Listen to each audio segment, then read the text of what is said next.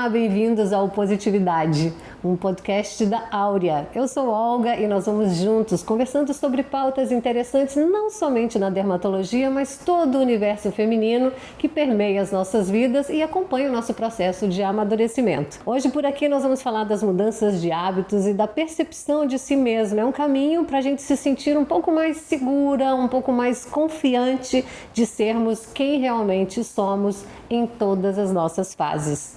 De um time muito bem formado, todas membros da Sociedade Brasileira de Dermatologia e também outros profissionais que integram aqui a Clínica Áurea.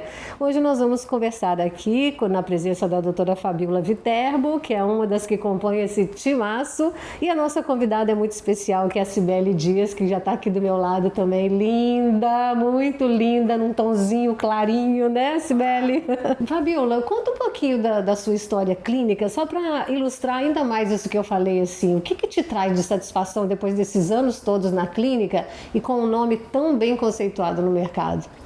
Então, Olga, em primeiro lugar dizer que é sempre um prazer estar aqui com você, viu? Eu acho que você é sensacional no que você deixa. Você já começa deixando a gente descontraída, né? Muito à vontade. Mas então, eu digo que a gente não escolhe a especialidade escolhe a gente. E a gente é que não se dá conta disso. E eu fui fazer dermatologia. Primeiro eu fiz clínica médica, né, que eu acho que é uma base importante para qualquer médico, você ter conhecimento básico de saúde para ter uma visão holística do seu paciente, né? Depois eu fui fazer dermato. E quando eu terminei dermato, comecei a atuar na área, um colega me falou que gostava da área de estética, se eu conhecia, eu disse muito pouco, porque na minha formação na dermatologia eu tive pouco contato com a estética. Mas quando eu comecei a ver a estética médica, sabe aquela coisa do olho brilhar, eu disse assim, não, eu adorei isso aqui, eu amo isso aqui. E aí comecei a fazer cursos profissionalizantes para atuar na área. Durante algum tempo eu fazia um pouco da parte de clínica, da parte de dermatologia clínica e um pouco da parte estética, mas eu digo que a estética em si é um mundo muito grande e para você se aprofundar nessa área, você tem que se dedicar a ela.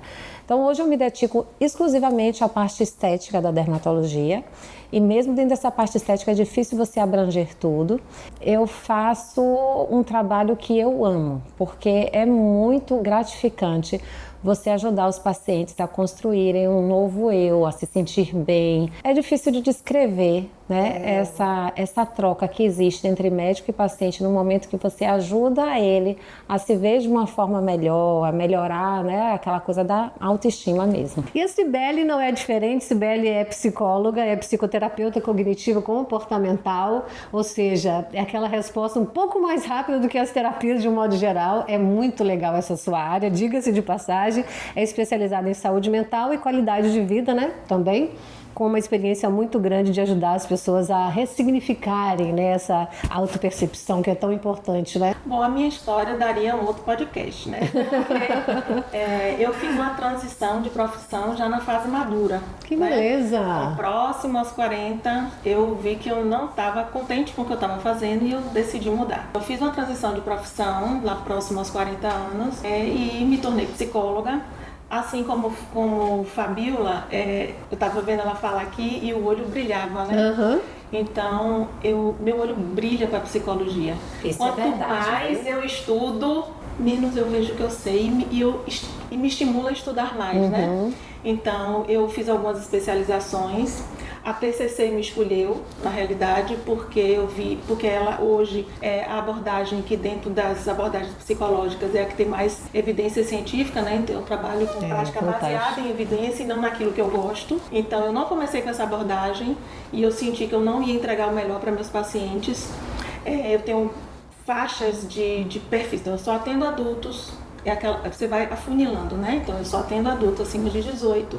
Eu tenho uma faixa de pacientes mais graves, com problemas de saúde mental mesmo, e tem uma outra perfil de pacientes, então eu atendo muitas mulheres, atendo muita gente querendo fazer transição de carreira, atendo muitas mulheres nessa fase de vida da menopausa, o que eu vou fazer agora, né? Minha primeira formação na área financeira, eu era auditora, controller. Nós podemos começar então falando dessa questão da autoimagem, dessa autoestima, né, e desses impactos todos que os exageros causam na saúde e no bem-estar das pessoas? Com certeza. Uma coisa que eu acho que é importante destacar é que a autoestima não é uma coisa geneticamente herdada. A autoestima é algo construído de acordo com as vivências, de acordo com as experiências que a gente vai tendo ao longo da vida. Isso já começa na infância, né? A própria autoestima, ela tem um conceito, ele é muito amplo, mas eu gosto muito do conceito de um psicólogo, que é Walter Rizzo, onde ele fala que a autoestima é composta de 4 pilares, onde a autoimagem é um deles. Mas a gente não pode esquecer do autoconceito, do autorreforçamento, da autoeficácia. É como se a gente tivesse um banquinho de 4 pés. Se um bambear, ou ele cai, ou você vai ter que se escorar em alguma situação ou em alguém. Isso não é legal. Não. Porque se essa situação deixar de existir, você cai. Se alguém te abandonar, você cai. Ou você pode ficar aprisionado nisso, né? Então, autoconceito é aquilo que a gente entende que a gente é, né? Como é que a gente se vê. E muitas vezes o grande algoz da vida está dentro, não está fora. Porque às vezes a pessoa se enxerga de uma maneira não muito legal. Se critica demais, né? Se cobra demais. E esses pensamentos ficam, você acaba acreditando. O seu corpo começa a acreditar e você começa a fazer um trabalho contrário ao que deveria estar fazendo. Exatamente. Né? E pensamento é uma coisa que a gente não manda, ele chega. E você precisa saber o que faz com ele. Que é uma das bases da própria terapia cognitiva comportamental. Quando a gente fala no autorreforçamento, é você poder compreender aquilo que você fez e dar valor às suas conquistas. Eu dou valor, eu olho para a minha trajetória e eu dou valor à decisão que eu tomei. E eu tomei a decisão naquela época porque eu me fiz algumas perguntas e não foram respostas legais. Eu não estava feliz com aquilo. Hoje eu estou. Então hoje eu faço o meu autorreforçamento de, poxa, consegui. Você fez. Não importa a idade, você fez, tanto que eu estou aqui hoje, né, como psicóloga. Né? A terceira, que seria a autoeficácia, é você construir suas habilidades, acreditar naquilo que você sabe fazer. Isso não vem do acaso, né? Precisa de disciplina, precisa de estudo, né? E a própria autoimagem, que é aquilo que se apresenta, mas não é só isso. Também é uma atitude. É algo que você faz. Engraçado que quando eu tava... quem vai ser a mediadora é a Olga Goulart. Eu conheço esse nome, né? Conheço esse nome. Aí eu fui buscar... Eu faço minhas coisas organizadas, né? Então, meu Deus. Olha, as mulheres são sempre inspiradoras demais. Aí eu ouvi aquela voz. Eu tive essa voz... Aí a ficha caiu. E aí foi que eu fui olhar a imagem. Mas eu já tinha um conceito dela, pela voz, pela postura, pelo que dizia. E aí eu depois refleti e disse, não, a imagem não é a primeira coisa que chega. Porque no caso dela, eu criei uma imagem através da voz, do conteúdo, do como você se posicionava no rádio. Sim. Deu match. Foi coerente, tipo assim, o que ela fala foi coerente com a imagem dela. Aí eu fui pesquisar e vi a imagem, eu digo, agora se materializou, tudo encaixou. Então quando tudo encaixa é tão legal. É tão legal, é muito bacana. Eu acredito que quem vem também buscando uma melhor imagem de si mesmo, né, Fabiola? Ter pacientes psicólogas é um bom negócio também, né, para te inspirar. E o que eu queria aqui só fazer uma colocação na fala da minha amiga aqui é que ela falou eu falei assim, fez match? Ela disse assim, fez, porque eu acho, Olga, você muito coerente o que você fala, a sua proposta, o com que a eu sua faço. imagem, entendeu? Então a gente olha para você, vê uma mulher madura, mas com uma beleza preservada, mas com muita naturalidade, seu estilo de vida. Então tudo em você é a coerência, e eu acho que isso dá fidedignidade para você acreditar no que você está falando. E eu faço esse esforço com o meu paciente, porque às vezes ele entra, então eu olho para ele, eu reparo ele, então vejo a forma que se ele está usando uma maquiagem, a forma que está no cabelo, a forma como ele se veste e o discurso. E às vezes existe uma incoerência. Ela tá me dizendo assim, ai doutor, eu quero uma coisa bem sutil, um resultado bem natural. Mas eu olho, ela tá com uma maquiagem muito forte, cores muito aberrantes. Aí então eu começo a pensar, será que tá coerente esse discurso? Será que o que ela tá me pedindo é realmente o que ela quer? Entendeu? E é bom ajudar, né, a juntar os elementos todos e dar um norte mais seguro para aquela pessoa, porque às vezes ela tá tentando trilhar um caminho que as pessoas têm uma expectativa naquilo que ela deveria ser, quando na verdade o que ela quer ser é ela mesma e não tem coragem para tanto. É aquela perninha do banco que caiu e ela tá ali querendo se segurar em alguém. Na hora que sair mais uma perninha, ela não se sustenta mais. Exatamente. Temos que ser no mínimo um tripé aí desses banquinhos, né? Bom, e você começa por onde quando você recebe um paciente aqui, Fabiola? Você percebe que a pessoa precisa organizar primeiro assim, a mente, que está um pouco confusa, talvez tenha outra etapa antes de qualquer tipo de procedimento, não? Na minha área de atuação, o paciente me busca na tentativa melhorar essa coisa da imagem, né? Às vezes ele não está satisfeito com a imagem, com Mas para ele, mesmo para alguém? Então, importantíssimo. Isso eu sempre tento esclarecer, porque para mim é muito importante. Ou seja, por que naquele momento ele está insatisfeito com a imagem dele, né? E qual é o grau dessa insatisfação, né? Para ver se é alguma coisa alcançável ou algo que eu não vou poder ajudar ele, porque ele precisa de uma ajuda que vai além dali, ele precisa de uma terapia. Sim. Então eu tenho que identificar isso. Então, por exemplo, aquela paciente que diz assim, Fabiola, eu envelheci e... às vezes eu vou pensar assim, Fabiola, eu lembro de uma paciente que eu achei muito interessante. Ela falou assim, eu não me reconheço no espelho porque eu me sinto cheia de vitalidade. E ela era corredora, fazia atividade física, estava num momento profissional muito bacana. E ela dizia que ela olhava no espelho e disse, não, essa não sou eu não, estou muito velha, né? Eu disse, não, eu estou cheia de energia, eu me sinto disposta, eu não me sinto no melhor meu momento. Ela estava muito realizada. E a imagem que eu vejo dele não é condizente. Fechou, vamos resolver isso agora. Vamos aqui fazer um programa de tratamento, porque está perfeito, né? Ela está de bem com a vida, ela acha que a imagem, né, facial dela estava envelhecida e ela queria melhorar esse match aí do que ela se sente para o que ela se vê. Eu acho que esse é o paciente perfeito.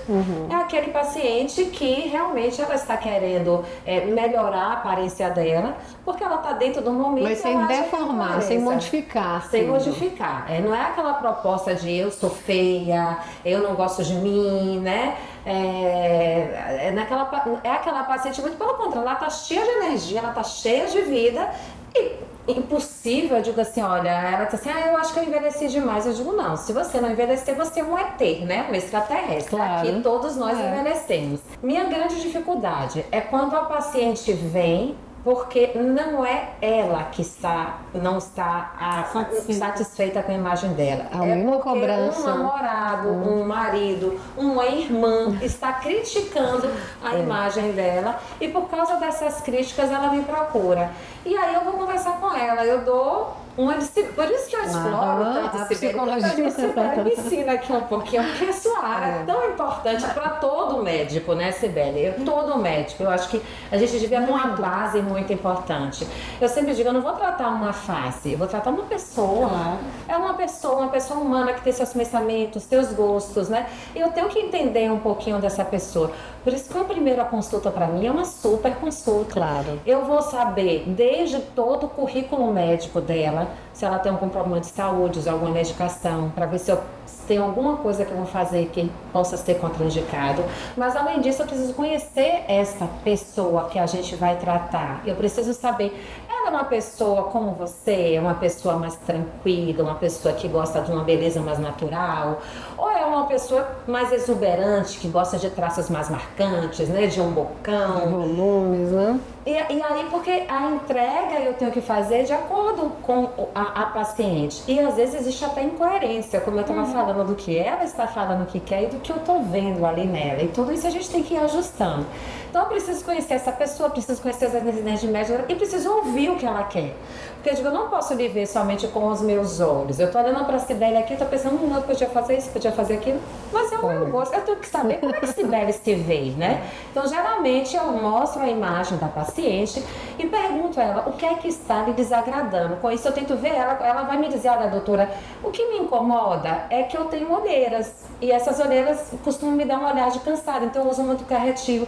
Então, eu tenho que focar o meu tratamento no que minha paciente quer e não no que eu quero. Sim, verdade. O rosto é dela, não é meu, né? A mesma coisa, eu falo muito de face porque eu trabalho muito com face, mas é o mesmo caminho quando a gente pensa em cor. Não sei se já aconteceu com você, mas você falou, a pessoa vem porque ela quer, outro porque a sociedade, mas tem uma terceira, que é quando a doença obriga. Então, também. é muito importante que os profissionais de saúde, todos de uma forma geral, mas aqui a gente está falando de imagem, por exemplo, uma pessoa com transtorno de imagem, né? Onde ela não se enxerga do jeito que ela quer. Aí já e, às vezes, um trabalho. ela foca em determinados, ela não vai procurar o psiquiatra, ela não vai procurar o psicólogo. É verdade. Se ela vai no cirurgião plástico ou no dermatologista. Ela vai procurar o cirurgião plástico e o dermatologista. Então, a gente ter bons profissionais éticos, né, que possam fazer essa anamnese que você faz com tanto cuidado e entender que aquela pessoa precisa de outro tipo de ajuda é muito importante.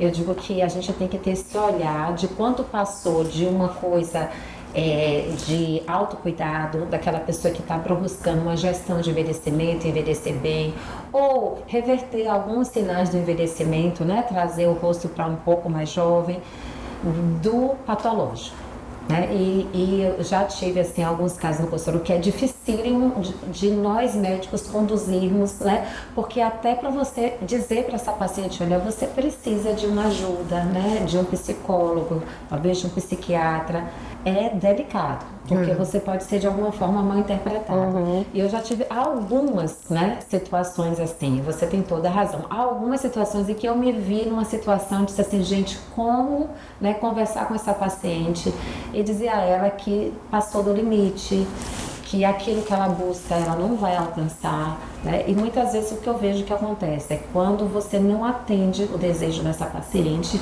o que acontece é que ela sai do seu consultório e ela vai buscar exatamente outra pessoa. É verdade.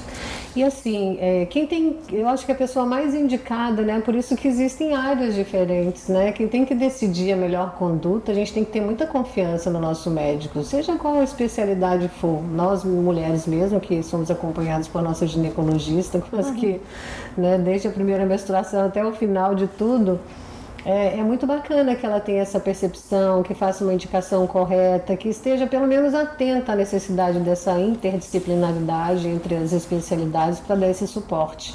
No caso da estética, por exemplo, ainda há um desserviço das mídias sociais, que é muita gente despreparada dando receita de tudo, né? Até mesmo a indústria do bem-estar também está pegando um momento de grande ascensão, então tudo vira uma obrigatoriedade, e essa obrigatoriedade do bem-estar te coloca numa situação de não ter nem tempo para mais nada, porque você precisa isso, aquilo, e na verdade, se você entender quais são as suas necessidades, você vai saber dosar e organizar a sua rotina de forma a ser uma coisa sustentável, né? Não adianta você fazer uma dieta muito restritiva em termos de alimentação para perder 10 quilos e ir num casamento na próxima semana e depois ficar no efeito sanfona, que a gente sabe os prejuízos da saúde, né? Exatamente. Não adianta você ir para a academia querendo um abdômen tanquinho se você não entendeu ainda que uma circunferência abdominal grande significa problemas de saúde futuros, né? Doenças coronárias, enfim. É muito bacana a gente estabelecer um ritmo de vida, assim, nutrindo o nosso corpo das necessidades dele. E hoje a realidade é diferente, nós estamos vivendo mais, queremos uma imagem satisfatória. Então, nos valemos desses procedimentos de uma forma tranquila e bem indicada, é a forma mais inteligente que eu vejo, né? E existem produtos que são mais ou menos invasivos, que dão mais ou menos volume. Quem tem que decidir isso é o profissional que vai em todos os congressos, que lê todos os artigos, que se atualiza o tempo todo, ou mesmo na psicologia, né? O tipo de terapia que você necessita, né? E o seu comprometimento de não esperar só aquele dia do seu consultório para tratar a questão, né? Sair dali com as suas orientações, no seu caso da psicologia, no seu caso da dermatologia, né? Dormir o tanto de horas necessárias, fazer todo o seu skincare, ou seu cuidados com a pele, que eu gosto até mais de falar, de uma forma, né, sabendo quais são os produtos indicados para o seu tipo de pele, se você vai fazer qualquer tipo de procedimento, qual é o mais indicado, porque a indústria te oferece algumas opções e nem todas estão para todos. Uma boa indicação é crucial para que você, às vezes, não até piore, né? Porque, por exemplo, uma paciente com pele oleosa, tendência à acne, se ela não usar um produto adequado, ela pode estar piorando o problema dela, né? Então, assim, já uma paciente com pele seca, se ela faz uma boa hidratação daquela pele ali, as chances dela ter uma gestão de envelhecimento, envelhecendo com menos rugas, é melhor. Então, assim, eu acho que às vezes, eu digo assim, que os cuidados com a pele caseiro muitas vezes não são muito bem evidenciados. E eu costumo comparar quando o dentista, né, faz um tratamento no paciente e ela vai, na hora de se despedir, diz assim: doutor, agora eu tô com meus dentes limpinhos, bonitinhos, mas eu não vou escovar os dentes. É igual. Daqui a um mês ela tá lá de novo precisando de intervenção. Exato. É a mesma coisa. Você vai, a gente faz um bioestimulador ou simplesmente faz um laserzinho, uma coisa simples, e pede a paciente para usar um tratamento em casa. Ela diz: doutora, eu não gosto. Eu digo: não, mas aí não dá para cuidar da pele sem o mínimo de um hidratante e um protetor solar. Uma coisa básica, mas que muda o envelhecimento da pessoa. E uma pessoa que está vivendo feliz tem uma pele melhor, não tem não, doutora? Sem dúvida, encharcada de hormônios de felicidade. Não né? é? Não, com certeza. Você olha para uma pessoa deprimida, a pele tá opaca, parece que perdeu a vida, né? Sim. E aí e às vezes você não fez nada, ela volta um mês depois, tá melhor, você olha aquela coisa da pele mais viçosa, mais brilho. Não, com certeza. Existe uma que tá aí na internet para todo mundo, quem quiser só pesquisar, bota aí Roda da Vida, que deve ser a roda lunar deve ser derivação dessa, porque essa aqui é só uma forma de apresentação. Então, eu aplico a Roda da Vida, onde a pessoa preenche, ela dá nota, quanto de energia ela está colocando naquilo. E aí, tudo aquilo que a gente aprende, a gente não joga fora, né? Lembra da financeira? Eu sou Excel comigo, né? Então, eu faço tabela, eu faço gráfico, e ele vê qual a área da vida está lá com 3%. Tem gente que tá zero, esqueceu daquela área da vida. E deve ter até uma média, né? Que você deve procurar estabelecer, uma média satisfatória, não? Exatamente, a gente coloca as cores, cada um escolhe sua cor, para que ele visualmente ele verifique. Aí a gente transporta para uma agenda. Eu sou prática, não boto ninguém para gastar nada não. É a agenda do Google mesmo, aquela baixa básica, você preenche com as cores. E aí a gente vai montando, colocando aquilo que é inegociável. O que é inegociável? Atividade física, alimentação, mais ou menos dentro do mesmo horário, né? Isso. Você precisa respeitar o ciclo circadiano. Claro, tem pessoas que trabalham noturno e tal, e aí vão ter que ser ajustes, né? Tem que fazer ajustes, mas no geral você tem que acordar com a luz do sol. Claro. Né? Então, para que você possa ter esse início da manhã, então eu estimulo que faça um ritual da manhã, cada um faz o seu, né? E não é nada demais, 10 minutinhos. Quando a gente fala de ritual, são 10 minutinhos. E eu fico prestando atenção no que ela está dizendo, e tudo faz link com aquela coisa de você ter uma boa saúde. São hábitos que é de uma boa alimentação, então tudo linka com hábitos para você ser uma pessoa saudável, né? Que são os hábitos bacanas da gente adquirir. E quando você olha para aquela agenda e você vê, claro, tem momentos na vida que às vezes você tem que contemplar mais uma área do que a outra. Tudo bem, mas não pode perdurar.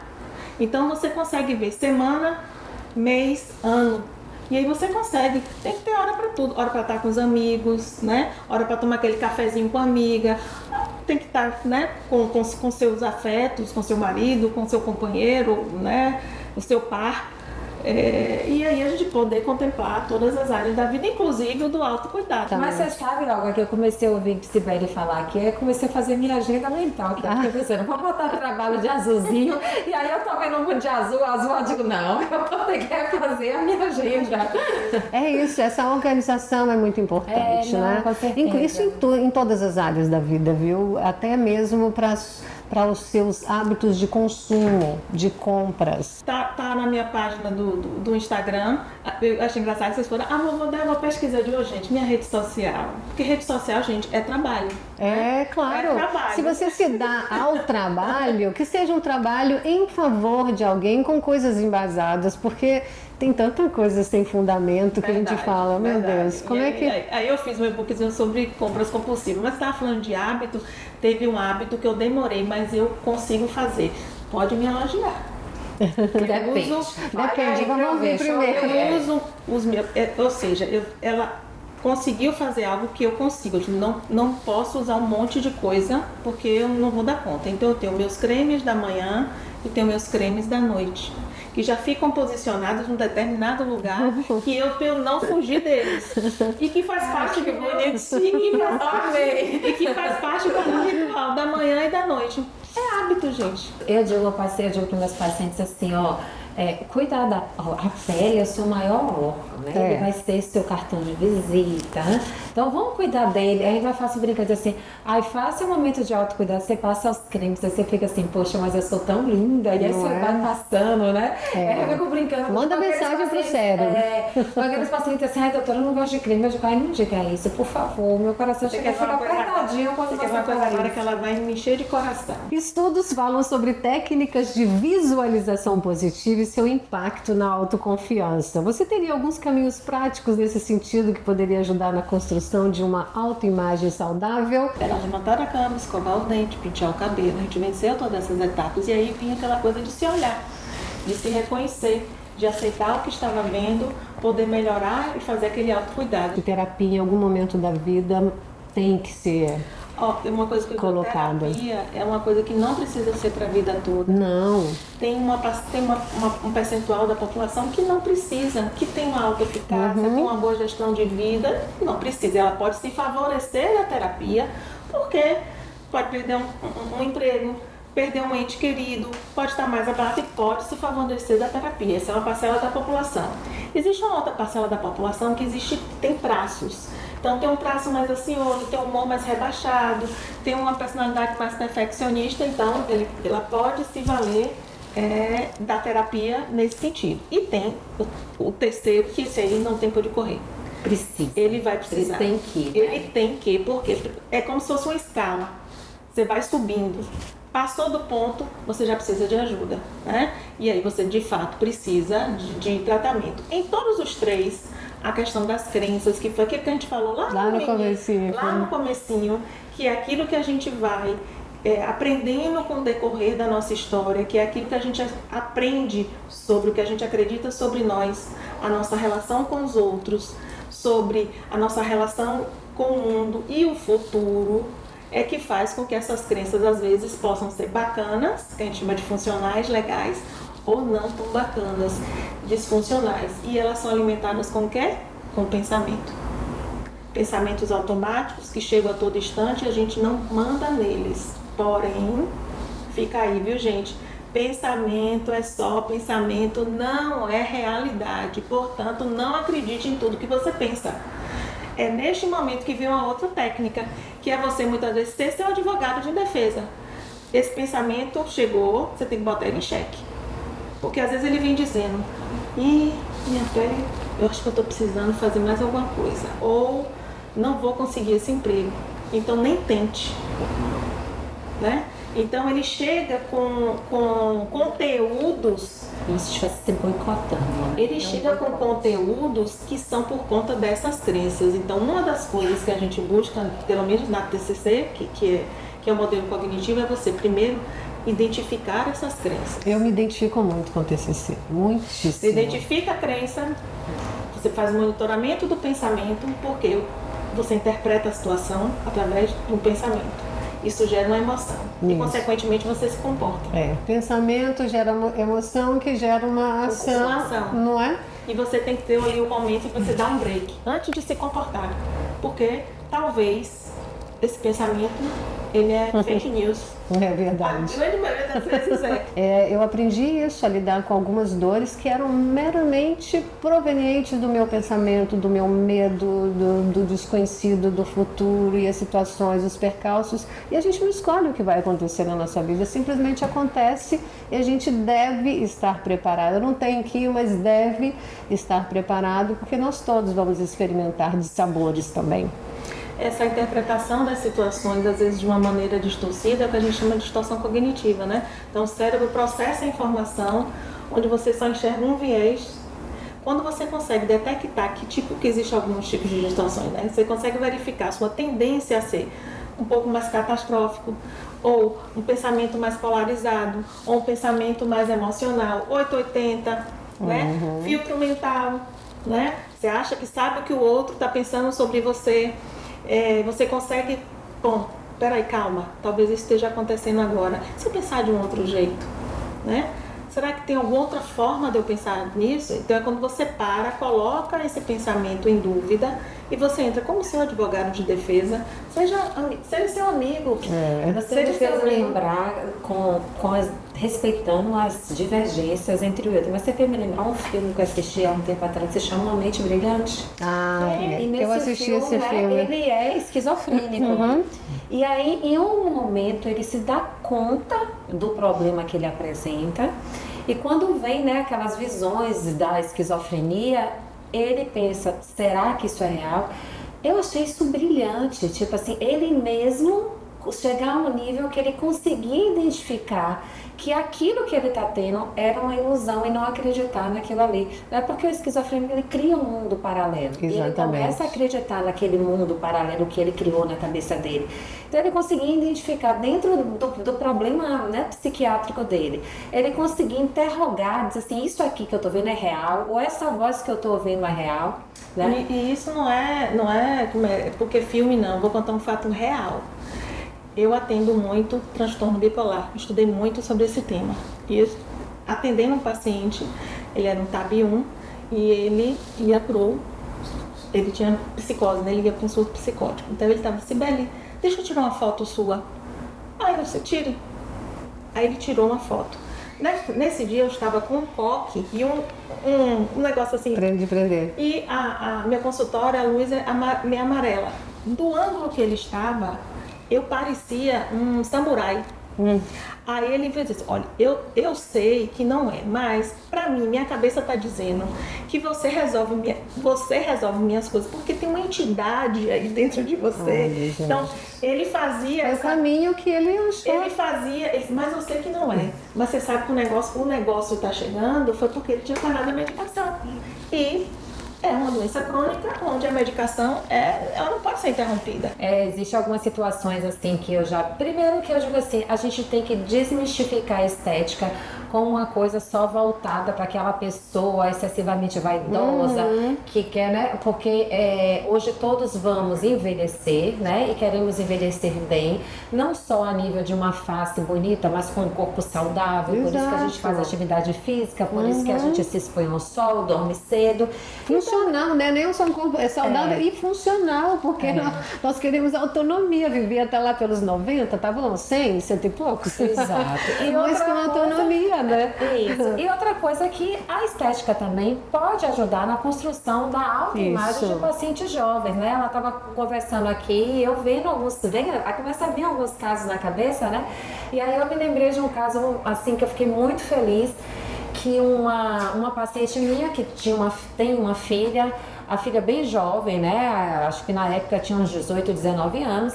E ela falou, ai Fabiola, você atende assim essa parte de acne, porque a minha filha tá com a pele assim, muito oleosa com acne. E comprometendo a autoestima dela, né? Eu digo, claro que sim, traz pra eu vê-la. E aí ela disse assim, então eu vou marcar o meu retorno junto com a consulta pra ela. E trouxe. Nessa consulta eu comecei a conversar com essa jovem e notei, e ela já tinha realmente me dito, que ela era bem assim, fechadinha, bem... Isso preocupava ela, porque achava assim, que ela ficava meio inibida no convívio social. E, enfim, nós mães nos preocupamos com Sim. tudo. E aí eu comecei a conversar com ela para entender, né, o momento dela, o que estava incomodando. E ela falava da pele. E ela falava assim, e às vezes as amigas chamam para tirar foto e ela não gosta, ela não quer sair. Aí eu olhei para ela e fiz assim, mas por que você não gosta de tirar foto? É porque eu me acho feia. Aí eu tenho uma fotozinha, eu digo, você tá se achando feia? Porque eu tô achando, olha para seus olhos, ela tinha uns olhos marcados, mas você tem olhos lindos. Ela fez assim, eu não sei, mas por exemplo, quando me pega assim numa foto de perfil, eu não gosto. Aí eu fui virar o perfil dela. Quando eu vi o perfil dela, ela era realmente muito retrognada. Tinha aquele queixo muito pra dentro. Pra dentro, né? O que reforçava a imagem da timidez no rosto dela, era exatamente esse E às vezes é uma queixinho lá intervenção dentro. pequenininha, né, que você faz. E aí, exatamente. Aí eu conversei com a médica assim, olha, ela é retrognata, né? Isso é uma coisa que você pode resolver cirurgicamente, colocando uma prótese, mas, né, isso é um procedimento cirúrgico. Eu posso melhorar esse retrognatismo dela utilizando um bioimplante, né? Que é um ácido hialurônico, que eu vou colocar aí no queixinho, deixar. E realmente, esse procedimento harmoniza e embeleza o rosto, porque você traz um equilíbrio. E quando você vê a pessoa no perfil, aquele queixinho, que coisa dá realmente aquela beleza. E aí, conversando com ela, passei todo o tratamento para a pele e virei para ela e fiz assim, vamos fazer, você topa a gente fazer uma intervenção nesse queixinho? Ela olhou assim para mim, meio tímida, e aí eu fiquei reforçando a ideia. Eu disse assim, não vai doer, você vai ver. Não vão notar. Aí o medo dela era que outras pessoas notassem, e eu disse assim, não vão notar. Eu lhe garanto, a gente vai encaixar esse queixo, e as pessoas não vão entender muito o que foi feito, eles não vão Só vai perceber. ver um rostinho mais harmonioso, né? E aí eu fiz, a mãe topou, disse assim, filha, faça, a doutora Fabiola é ótima, né? E ela fez, tá bom, vamos fazer. Eu fiz, nesse mesmo dia eu fiz e passei o tratamento para ela.